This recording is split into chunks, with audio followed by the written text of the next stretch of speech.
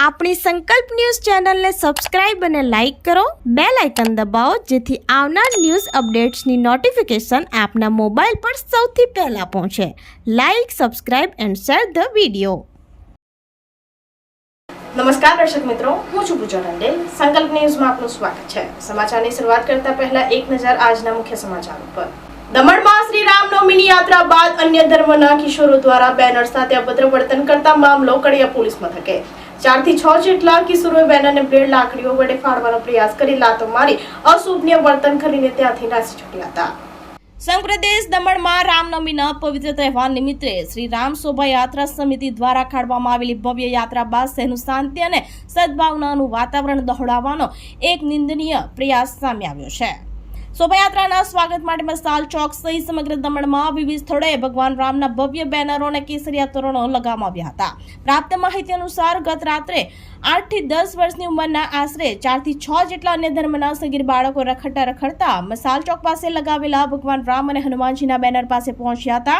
આ સગીરોએ બેનરને બ્લેડ અને લાકડીઓ વડે ફાડવાનો પ્રયાસ કર્યો હતો. તેમજ બેનર ઉપર લાતો મારી અને થૂકીને હિન્દુ સમુદાયની ધાર્મિક લાગણીઓને દુભાવતું અત્યંત અશોભનીય વર્તન કરી ત્યાંથી નાસી છૂટ્યા હતા.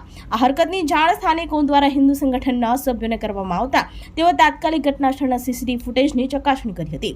વિડીયો ફૂટેજમાં ઘટનાની સત્યતા સામે આવતા હિન્દુ સમાજમાં ભારે રોષ ફેલાયો હતો અને મોટી સંખ્યામાં લોકો એકત્ર થઈને કડિયા પોલીસ મથકે પહોંચ્યા હતા. હિન્દુ આગેવાનોએ વહીવટીતંત્ર અને પોલીસ પાસે જવાબદાર તત્વો વિરુદ્ધ કડકમાં કડક કાર્યવાહી કરવાની માંગ કરી હતી. સમગ્ર મામલાની ગંભીરતાને ધ્યાનમાં લઈ પોલીસ દ્વારા આરોપી બાળકો સગીર હોવાથી તેમના વાલીઓને પોલીસ મથકે બોલાવીને સઘન પૂછપરછ અને કાયદેસરની કાર્યવાહી હાથ ધરવામાં આવી છે. આ ઘટનાને પગલે દમણના શાંતિપૂર્ણ વાતાવરણમાં તંગદિલી સર્જાવાની સ્થિતિ ઊભી થઈ હતી. જોકે હાલ સમગ્ર મામલો પોલીસના નિયંત્રણમાં છે.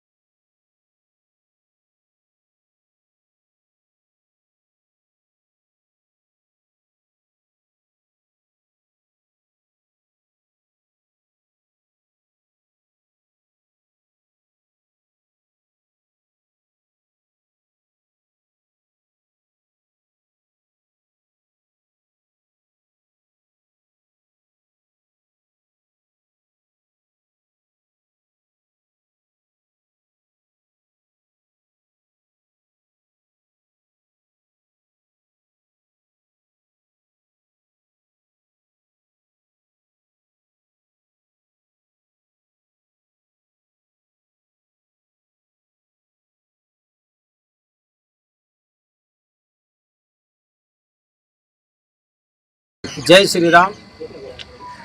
हमारे दमन में पिछले 10 साल से श्री राम शोभा यात्रा का आयोजन होता है और यह शोभा यात्रा एक भव्य शोभा यात्रा के रूप में निकलती है। लेकिन ये 10 साल बीतने के बाद आज हमारे दमन में ये जो घटना घटी है, जो आप लोगों ने वीडियो एक वायरल हुआ था जिसमें छोटे छोटे बच्चे हैं, वो प्रभु श्री राम और हनुमान जी का जो बैनर है उसके ऊपर वो लोग कुछ अभद्र व्यवहार करते हैं और वो लकड़ी डंडे से उसको फाड़ देते हैं और लात भूसे करते हैं। तो मुझे ये समझ में नहीं आता है कि ये 8 से 10 साल के बच्चे के अंदर ये मानसिकता किसने पैदा की है। तो ये आने वाले समय में ऐसे बच्चे आगे जाकर एक ऐसा हुड़दंग मचाएंगे, ये हम सोच नहीं सकते हैं। इसीलिए आज ये घटना को देखकर ये पूरा दमन आक्रोशित है और आने वाले समय में अगर इसके ऊपर अगर कार्यवाही नहीं हुई तो ये दमन में जो आज दमन एक अच्छा माहौल है, अच्छा यहाँ प्रशासन है और अच्छी सुविधाएं है, बावजूद ये बच्चे अब ये सोचने का विषय है कि ये बच्चे कौन है, ये घुसपैठिए हैं या इसकी मानसिकता किसने ऐसी मानसिकता बनाई गई है और ये बच्चे कहाँ पढ़ते हैं और इसके बाद इसको मौलवी पढ़ाते हैं क्या है, वो भी एक सोचने का विषय है। आने वाले समय में ऐसी घटना ना घटे, इसके लिए मैं दमन प्रशासन और पुलिस प्रशासन को भी अवगत कराना चाहता हूं कि इसके ऊपर कड़ी से कड़ी कार्यवाही हो ताकि यहाँ हिंदू समाज को एक अच्छा मैसेज जाए। ऐसी मैं पुलिस प्रशासन से आशा रखता हूं। ये जो 6 बच्चे थे ये जो आइडेंटिफाई हुए हैं ये गोकुल धाम सोसाइटी और राज पैलेस जो रोड है वहाँ पे बिल्डिंग में रहते हैं और 6 के 6 बच्चे मुस्लिम बच्चे पाए गए हैं। मैं हिंदू समाज से यही कहना चाहता हूँ कि आने वाले समय में बहुत सतर्क रहने की आवश्यकता है और ऐसी घटनाओं को हम बर्दाश्त नहीं करेंगे और ये हिंदू समाज को एकत्रित होने की आवश्यकता है। વાપીની કટલરીની દુકાનમાં બુરખા અને માસ્ક પહેરી મહિલાઓ અને પુરુષ ચોરી કરતો વિડીયો સામે આવ્યો। એક જ દુકાનમાં ચોરીની 2 અલગ-અલગ ઘટનાઓના સીસીટીવી ફૂટેજ વાયરલ થયા।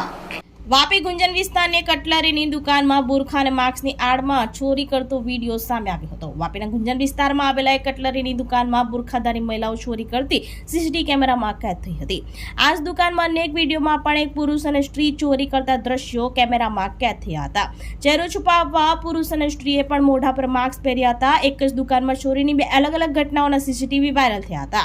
ખરીદીના બહાને દુકાનદારની નજર ચૂકી મહિલાઓ અને પુરુષ ચોરી કરતા નજરે પડ્યા હતા।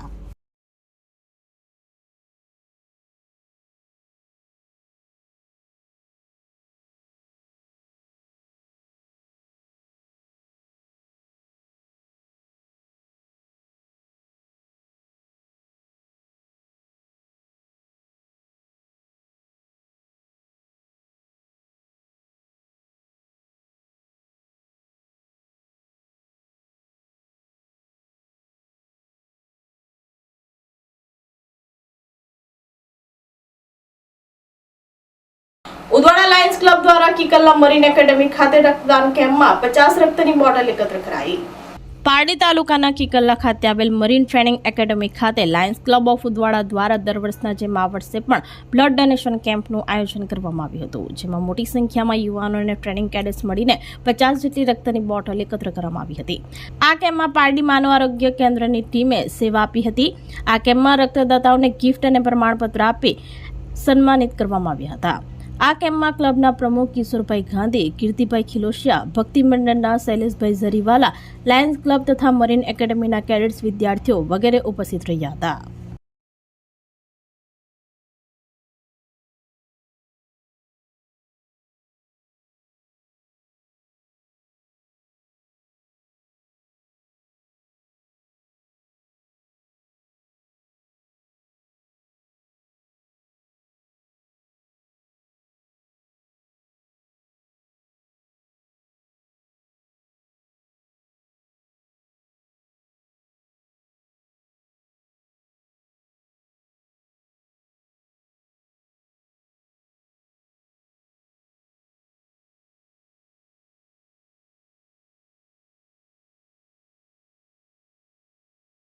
We are so happy to come here, give our blood, and we are really congratulating each and everybody for a wonderful cause that is blood donation. Keep doing it. Thank you. વાપીમાં દેશી હાથ બનાવટના તમંચા સાથે એક ઇસમને પોલીસે ઝડપી પાડ્યો। વાપી વિસ્તારમાં SOG team પેટ્રોલિંગમાં હતી તે દરમિયાન મળેલ બાતમીના આધારે વાપી ટાઉન નાયકવાડ સાંઈ મંદિર 3 રસ્તા પાસેથી એક ઇસમને કોર્ડન કરી અંગઝડતી કરતા તેની પાસેથી દેશી હાથ બનાવટનો તમંચો મળી આવ્યો હતો। પોલીસે નામધામ પૂછતા અંકિત સુનિલ હળપતિ રહેવાસી રાતા વાપી હોવાનું જણાવ્યું હતું। વધુ પૂછતાછ કરતા આ તમંચો અલ્હાબાદથી ₹15,000માં ખરીદી કરેલ અને ઘરે લઈને આવ્યો હતો। એસઓજી ટીમે આ બનાવ અંગે વાપી ટાઉન પોલીસ મથકમાં આર્મ્સ એક્ટ હેઠળ ફરિયાદ નોંધી વધુ તપાસ હાથ ધરી હતી।